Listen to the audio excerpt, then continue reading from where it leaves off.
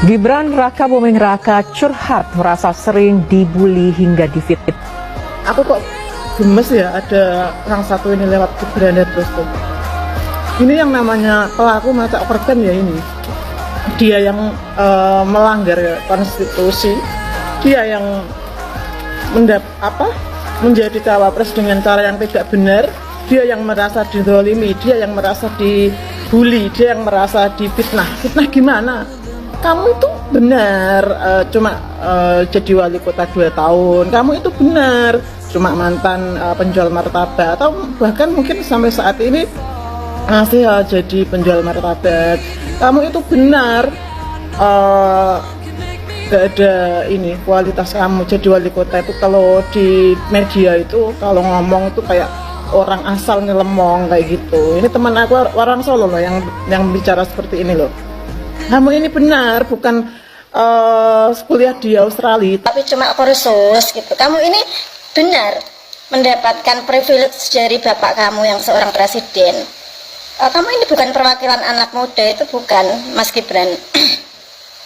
Saya sebagai generasi kalau 35 ke atas ini, saya sangat miris dan kayak negara ini mau dijadikan apa gitu loh.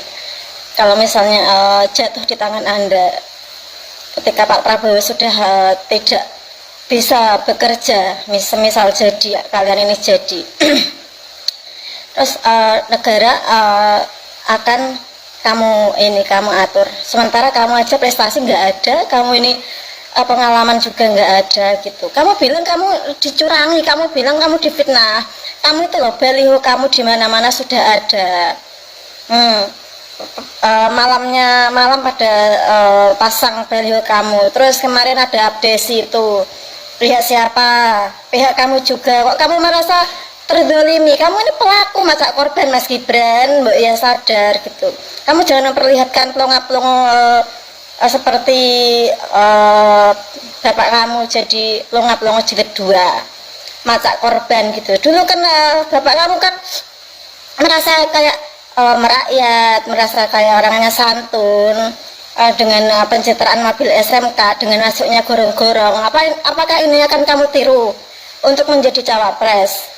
Rakyat semakin cerdas, Mas. Saya tidak rela jika negara ini jatuh ke tangan Anda, karena Anda itu belum punya pengalaman. Jika Anda ingin menjadi cawapres atau capres dengan jalan yang baik, ya tolonglah. Ini negara kita, negara dengan berpuluh-puluh juta penduduknya, jangan dijadikan ajang percobaan. Saya sungguh demi Allah nggak rela jika Indonesia jatuh ke tangan Anda gitu. Ini sebagai rakyat ya yang menggaji kalian para pejabat, saya sungguh tidak rela jika negara dijadikan ajang percobaan seperti bapak kamu. Kamu ini gimana ya, belajarlah dulu, berprestasi dulu jika memang Anda punya kapasitas untuk itu. Mbak ya, Anda ini jadi apa dulu gitu, terusin jadi wali kota atau nanti jadi gubernur, baru Anda menjadi cawapres atau capres. Jangan semena-mena mentang-mentang bapak Anda berkuasa, Anda bisa seenaknya saja gitu loh. Saya sungguh kayak kecewa gitu. Saya sebagai pemilih bapak Anda 2 kali periode, saya merasa sangat amat dan kecewa. Tolong Mas Gibran dipikirkan kembali kalau mau ngomong di media. Jangan asalnya lemong sana sini seperti bapak Anda. Jangan suka ngibulin rakyat ya, seperti yang bapak Anda lakukan selama ini. Saya merasa saya merasa dikibulin sama bapak Anda tentang janji-janji bapak Anda, tentang kebijakan bapak Anda. Kalau masalah bangun-bangun, kalau dengan hutang segitu banyaknya, siapapun presidennya bisa, Mas Gibran. Akan tetapi kemajuan negara itu tidak diukur dari pembangunannya saja gitu loh. Buat apa kalau bangun-bangun tapi rakyatnya nggak sejahtera gitu. Berasnya mahal, apa-apa mahal.